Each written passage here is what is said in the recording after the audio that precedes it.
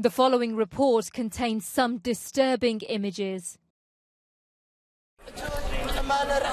Treating the injured from the alleged chemical attack in the Damascus suburbs.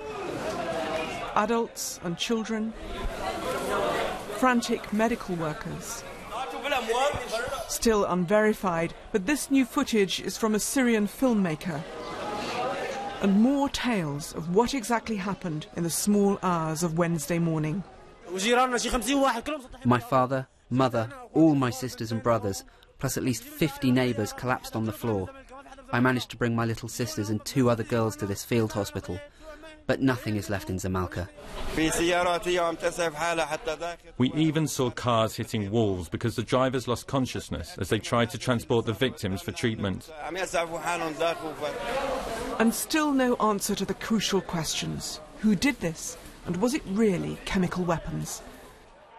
In Washington, President Obama urged the Assad government to let UN inspectors in to investigate, still weighing his language carefully.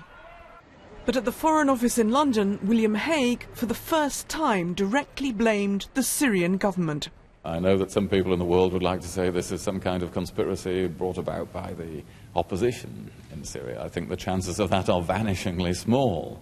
And so we do believe that this is a chemical attack by the Assad regime on a large scale. But we would like the United Nations to be able to assess that.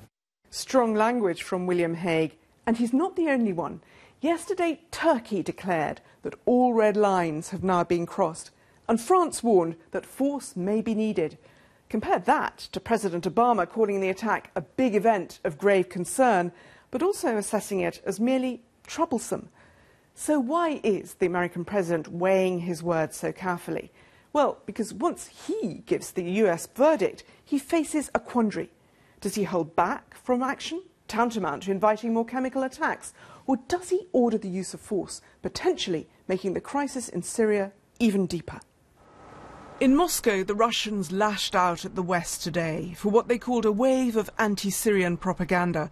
And having first signalled a willingness to collaborate over a UN investigation, they blamed rebel fighters for making the area where the attack took place too unsafe for UN inspectors to visit. But at a press conference in Istanbul this afternoon, the main Syrian opposition coalition was swift to deny that. We've issued a statement committing to the safety and security of the UN inspectors. We guarantee their safety and security. We want them to come in. We want them to investigate. We want the evidence to show. And we will do whatever it takes to protect them. But the days are passing, and the worry is crucial evidence on rockets like this one, apparently found in the vicinity, may deteriorate, leaving UN inspectors nothing to look through but ruins and rubble.